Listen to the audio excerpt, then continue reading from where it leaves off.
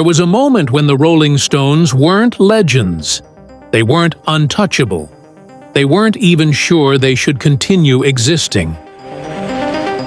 This wasn't the 1960s when chaos felt exciting. This wasn't the 1970s when danger looked glamorous. This was the 1980s when everything finally caught up with them. By then, the Rolling Stones were exhausted men pretending to be immortal. The myth says bands die in explosions, overdoses, scandals, dramatic breakups. The truth is uglier. Most bands die slowly, poisoned from the inside. That's exactly what happened here.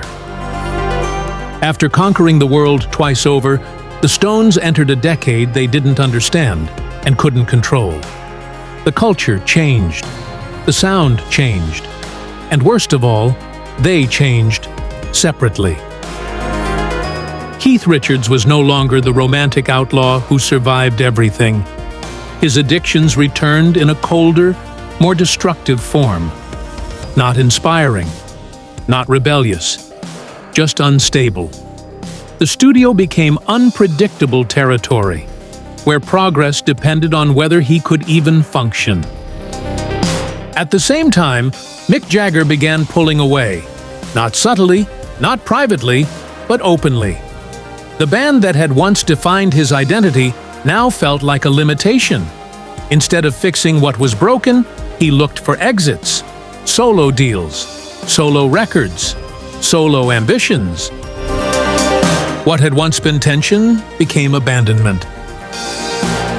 The unspoken contract between Jagger and Richards, two men locked together by fate and rivalry, collapsed. And when that bond broke, everything else followed. They stopped fighting about songs. They started fighting about worth, about relevance, about who mattered anymore. Resentment replaced chemistry. Even taste became a weapon. Everything the other one liked was suddenly wrong, embarrassing, beneath the legacy they once shared. This wasn't creative conflict. It was erosion. And then, the most terrifying sign appeared. Charlie Watts began to fall apart. Watts had always been the spine of the Stones. Calm, precise, detached from the circus. He wasn't interested in fame, mythology, or excess. He was interested in survival, in order, in control. When that control disappeared, the message was clear. The band's internal damage had reached terminal levels. What started as pressure became self-destruction. Habits spiraled. Personality changed. Relationships nearly collapsed. The emotional fallout of the band's dysfunction spilled into real life, threatening everything Watts had built outside the Rolling Stones. This was not a creative low point.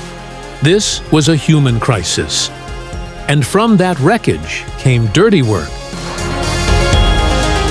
The album sounds exactly like the environment that created it. Hostile, fragmented, and drained of joy.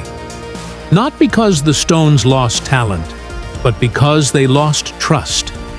There was no unity left to channel, no shared vision, just obligation.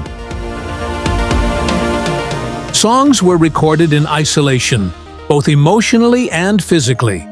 The band no longer functioned as a band.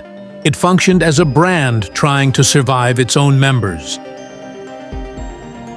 For the first time in their career, the Rolling Stones sounded tired. And then came the decision that shattered their identity. No tour.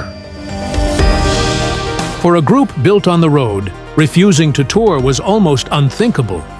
Touring was how they healed wounds, reasserted dominance, and reminded themselves why the band existed at all. But this time, the truth was unavoidable.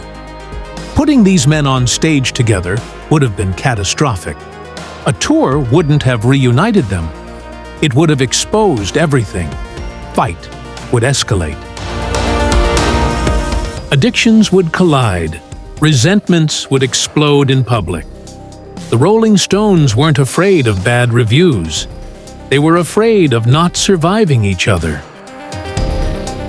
So the tradition ended. The machine stopped.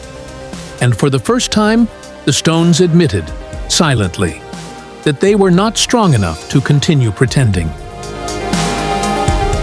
Looking back, the decision not to tour Dirty Work wasn't cowardice, it was triage.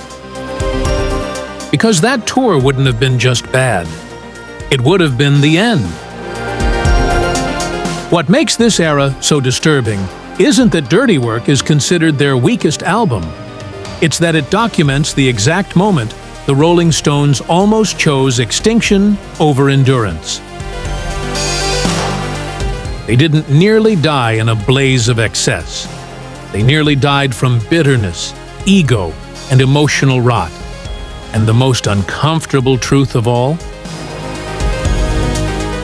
The Rolling Stones survived the 1980s not by being dangerous, but by finally admitting they were broken.